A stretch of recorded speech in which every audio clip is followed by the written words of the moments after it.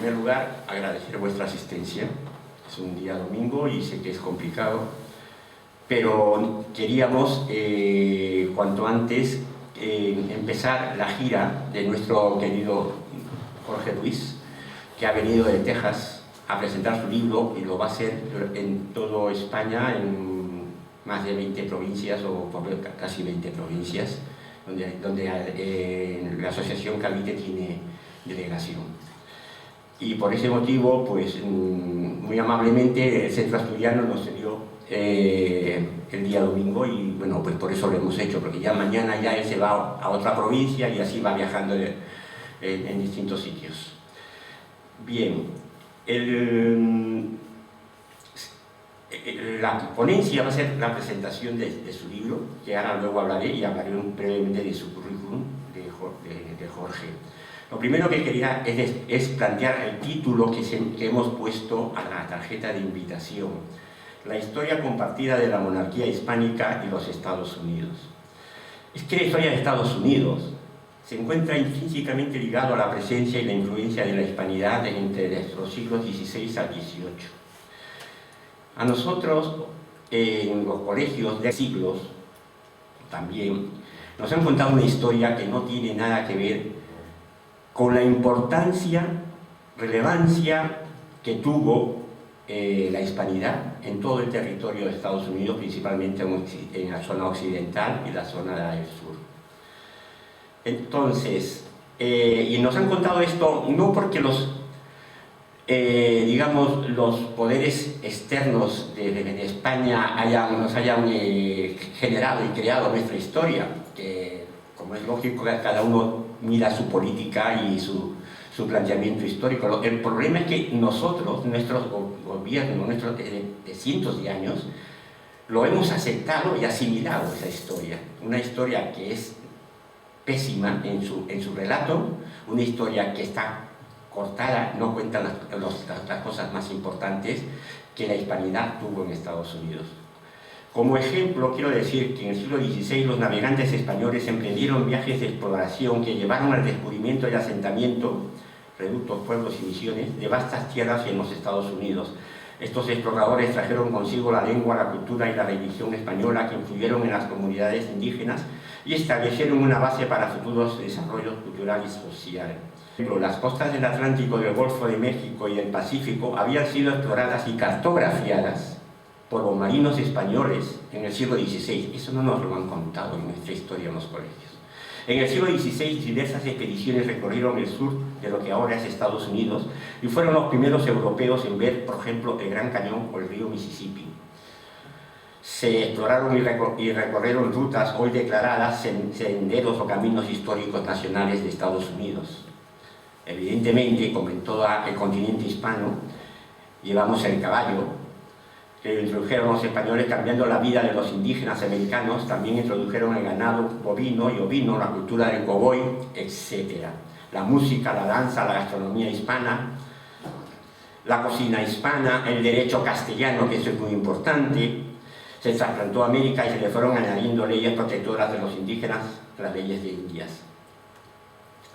Quisiera hablar de una anécdota de una película de casi unos 5 años atrás. El protagonista era Kevin Costner. Se trataba de talentos ocultos. ¿En qué consistía esta película? Pues consistía en que por los años 60 la NASA estaba con todo el plan para ir a la Luna, con una lucha tremenda con la Unión Soviética. Entonces, en la película contratan a chicas que son de raza negra porque son genias para las multiplicaciones y divisiones. Os recuerdo que en los años 60 se usaba la regla del cálculo, no había tarjetas, no había ordenadores. Por cierto, yo utilicé el tema de las reglas de cálculo. Bueno, total, que estas mujeres eran tremendamente, increíblemente para hacer muy grandes operaciones matemáticas. La anécdota que quiero contar muy rápido es que Kevin Costner, que es el jefe del equipo, todo el equipo son blancos menos estas 3 mujeres, le dice a una de ellas: ¿usted por qué se va siempre en un determinado momento por un rato largo? Dice: porque tengo que ir al servicio, señor. 40 minutos, que le he contado, 40 minutos, entonces ella le cuenta, mucho mejor que yo, que el edificio donde están, pues no tienen baños para los negros. Estamos hablando de la década de los 60, 1960. Y por lo tanto se tenía que ir a otro edificio para poder ir al baño. Total, la película consiste en que Kevin Costner rompe el letrero y dice que a partir de ahora los negros también pueden entrar en su baño. En el testamento de Isabel la Católica, ya Isabel la Católica decía que los indígenas eran también súbditos españoles. Es que es tremendo. Y nos plantean la historia como que nosotros somos xenófobos, genocidas, y ellos en 1960 y tantos tenían estos problemas. Bien, entonces, con respecto a algunas cosas para añadir de lo que decía el delegado, las costas del Atlántico del Golfo, ya les he dicho, la música, esto sí, perdón. A nivel de la lengua española, esto para mí es muy importante, en el informe del español, una lengua viva, del Instituto Cervantes del año 2022, indica que la lengua nativa en los países hispanos hablantes que tienen como idioma español oficial son casi 480 millones, casi el 94,5% de los habitantes de estos países. Yendo a Estados Unidos, que es el tema que nos ocupa, casi 42 millones, según este documento del Instituto Cervantes del 2022, tienen el idioma español como nativo, y 15 millones grupos con competencia limitada. A nivel mundial, 45 millones, fuera de lo que he dicho antes, nativos, y 50 millones de competencia limitada. En suma, estamos hablando de 500 millones más o menos, o casi 500 millones de hispanohablantes con idioma nativo español, y casi 600 millones lo hablan. Conclusión: reconocer, valorar y divulgar nuestra historia y herencia hispana en los Estados Unidos es un ejemplo esencial para acrecentar nuestra estima, que ha sido vapuleada durante siglos por los propios gobernantes de todos los países hispanos. No entro a valorar los poderes externos. Debemos, pues, encontrar lazos de unidad, ya que los hispanos de los distintos continentes tenemos la misma esencia o cosmovisión del mundo. La Asociación Cultural Héroes de Cavite, hispanista también, está en más de 20 provincias, como he dicho anteriormente, en España y en muchos países hispanos. Colabora con otras asociaciones de Hispanoamérica y tiene como objetivo principal la divulgación de nuestra historia, desmitificando la leyenda negra. El conferenciante Jorge García Ruiz entra en este contexto histórico, espacio-tiempo. Su conferencia explora la importancia de la hispanidad en la formación de los Estados Unidos y cómo su legado perdura hasta nuestros días. Sobre un breve currículum del señor Jorge Luis García Ruiz.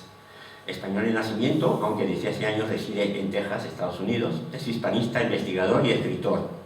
Doctor en Estudios del Mundo Antiguo por la Universidad Complutense, máster en Arqueología por la Universidad Autónoma de Barcelona, investigador histórico especialista en Historia Española en Norteamérica, Misiones y Presidios.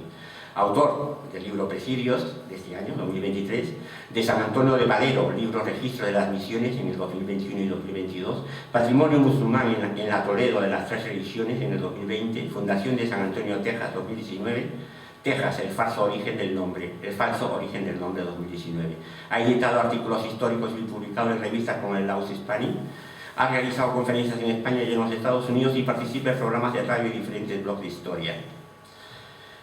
Este acto es el inicio, como he dicho, de la gira de Jorge Ruiz. Y para hablar, y ahora sí ya con esto termino, sobre la ponencia que va a dar Jorge. El Presidio es el título del primer volumen de la serie dedicada a los presidios españoles que se establecieron en el norte de la Nueva España y que fueron parte fundamental junto con las misiones en la conquista y cristianización de Norteamérica. La presencia española en Norteamérica se mantuvo durante 300 años y durante gran parte de ellos el Presidio fue la piedra angular de la defensa del territorio, no solo de la amenaza interior representada por los indios, sino de la exterior de las potencias que ansiaban los territorios españoles de ultramar. 3 siglos en los que la institución presidial pasó por 3 fases. Primera fase, la milicia popular, era el elemento dominante. Segunda fase, un ejército profesional. Y tercera fase, dominada por los diferentes reglamentos impulsados por la dinastía borbónica. Intentaban equiparar a los soldados de la Nueva España con el resto de los ejércitos españoles. En la actualidad, Son varias las obras que tratan esta particular información que trata este libro. Si bien es cierto que la mayoría ahonda en unos pocos documentos, principalmente del siglo XVIII, ya conocidos por todos. ¿Cuál es la novedad y el por qué lo presenta Jorge? Para la realización de la obra se ha contado con los documentos originales existentes principalmente en los archivos más grandes, como el Archivo General de la Nación en Ciudad de México, el Archivo General de Indias en Sevilla, y otros no menos importantes como el Archivo Franciscano y el Archivo Jesuita. Con esto cedo la palabra a nuestro conferenciante. Muchas gracias.